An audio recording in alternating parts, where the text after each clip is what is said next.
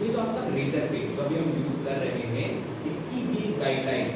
क्या है कि अगर आपकी वेबसाइट पे चेकआउट पेज नहीं हो, मतलब कि अगर आपने यूजर को नहीं बताया कि भाई उसको कितना पे करना पड़ रहा है और किस चीज के लिए पे करना पड़ रहा है, तो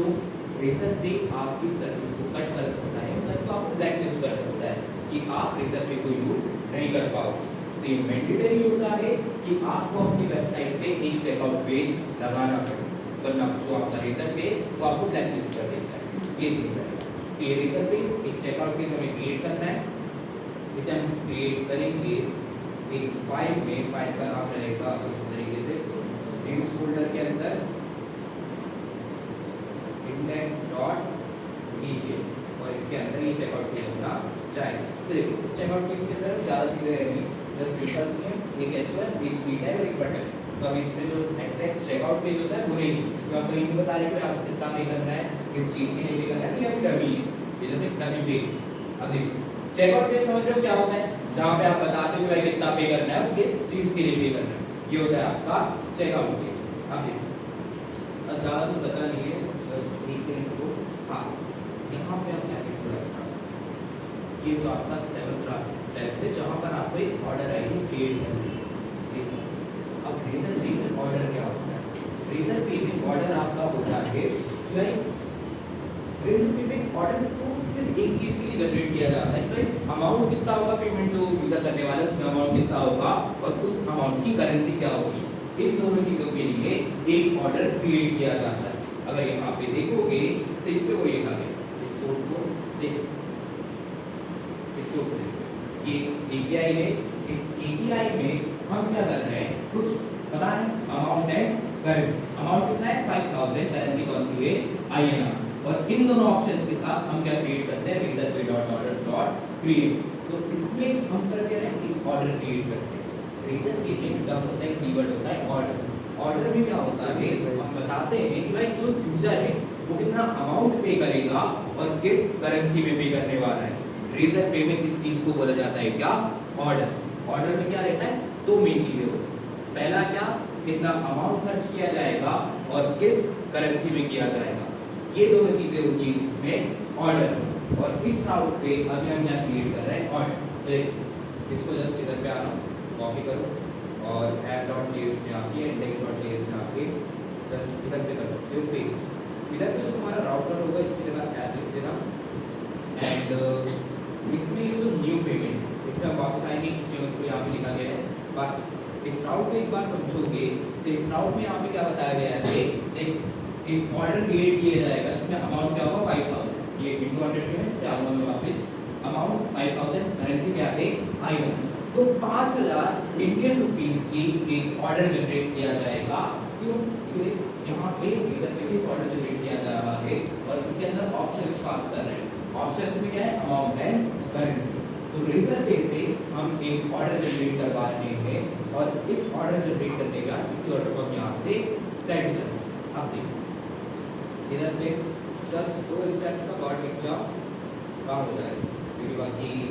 क्या आज कंप्लीट नहीं होगा। ये जो दो CDS, ये दोनों CDS किसके लिए हैं, एक XCS के लिए, XCS पढ़ाया था मैंने, XCS बताया था कि वहाँ पे हम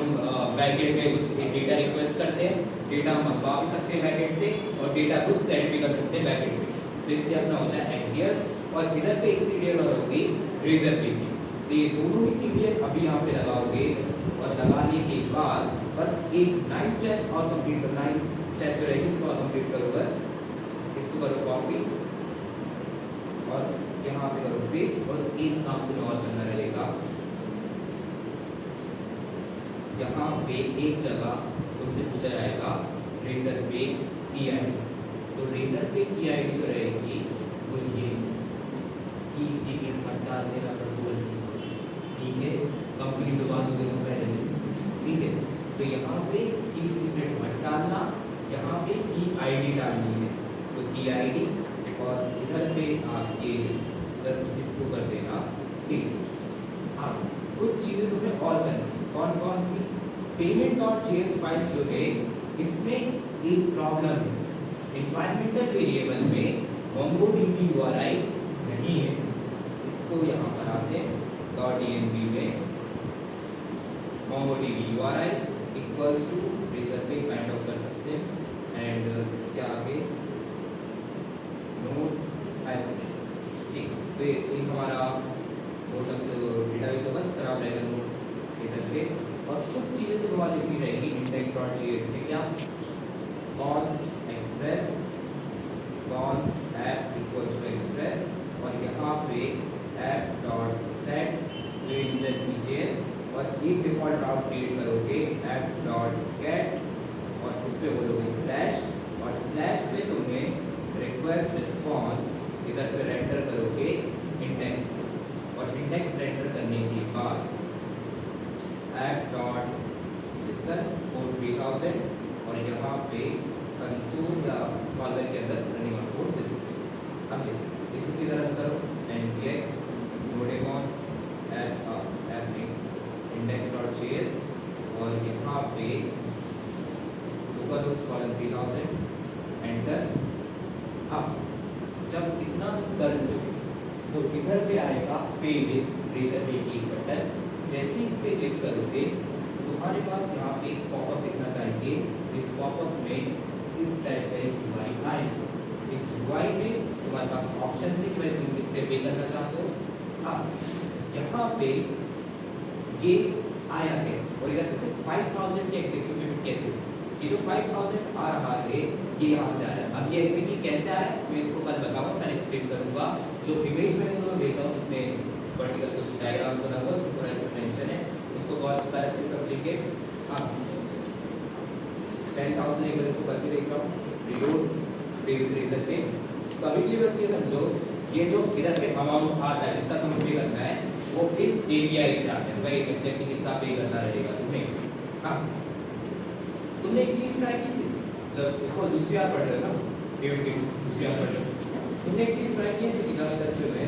अभी तो आगे ना रहे मतलब कि यहाँ पे 10,000 अमाउंट पे किया जाएगा किस करेंसी में INR और जब INR में है तो देखो ऑप्शंस कौन से हैं UPI cards net banking wallet पे लेटर पता है कैसे काम करता है पे लेटर क्या हमें पैसा बाद में मिलेगा नहीं ऐसा पैसा तो हमें सही मिल जाता मतलब जो रेजर पे रहेगा वो तो हमें टाइम पे पैसा देगा रेजर पे उसकी कॉस्ट बेयर करता है कि जो यूजर रहेगा उसे 6 महीने 1 साल में पैसा पे करता है उसकी EMI बनवा देता है रेजर पे वो कॉस्ट खुद बेयर करता है। जब यूजर पे कर रहा होता है तो हमें उस टाइम पूरा अमाउंट मिलता है लेकिन रेजर पे उसे बेयर करता है कि वो उसकी EMI बनाएगा उससे वो वसूलता रहेगा यूजर ऐसा है। तो अब एक चीज और समझो अगर यहाँ पे PKR कर दिया PKR पाकिस्तानी तो बताता है अभी नजर आ रहा है पक्का ट्राई करते हैं रिलोड किया पे विद रेजर पे करते हैं पे विद रेजर पे करते हैं सिर्फ कार्ड का ऑप्शन आ रहा है अमाउंट तो उतने ही ठीक है 10,000 PKR आपको पे करना है लेकिन PKR की 3 टाइम्स कम है समझ रहे हो ये 3 गुना कम होगा अगर इसको INR में कन्वर्ट किया तो 10,000 PKR और 10,000 इंडियन रुपीस वैल्यू किसकी ज्यादा होगी इंडियन रुपीस क्यों क्योंकि वो 3 टाइम्स स्ट्रॉन्गर होता है वो 3 टाइम्स स्ट्रॉन्गर होता है INR स्ट्रॉन्गर होता है PKR से। और यहाँ पे एक इंटरेस्टिंग चीज पता है क्या जब हम INR यूज कर रहे थे तो हमारे पास बहुत सारे ऑप्शंस आ रहे थे हमारे पास यहाँ पे बहुत सारे ऑप्शंस थे देखो जब यहाँ पे मैं INR यूज कर रहा था तो इधर पे मेरे पास बहुत सारे ऑप्शंस थे पेमेंट के मैं यहाँ पे UPI यूज कर सकता हूँ कार्ड नेट बैंकिंग वॉलेट पे लेटर लेकिन जब मैं PKR यूज करता हूँ सिर्फ कार्ड ये सी तो PKR मेरे जेन्युइन सा रीजन है पाकिस्तान में भरोसा नहीं करता है कोई ठीक है तो हम कंप्यूटर में बैठता है अपने पास और ऐसा तो दूसरी करेंसी अगर कोई सी यूज करोगे तो रेजर पे जनरली सिर्फ एक ऑप्शन देता है कार्ड्स का बाकी अगर INR यूज कर रहे हो तो इंडिया में 3 पेमेंट्स चलती है वो बहुत अच्छे से सपोर्ट किया जाता है ये कहानी है। तो अभी तक कुछ चीजें तुम्हें समझ में आ जानी चाहिए अमाउंट क्या होता है करेंसी क्या होता है और चेकआउट पेज क्या होता है ये चीजें अभी क्लियर है ये चीजें क्लियर है अभी तक इसलिए क्लियर अपने को कल की क्लास में रीजन पे हम कंप्लीट करेंगे, साथ ही साथ जो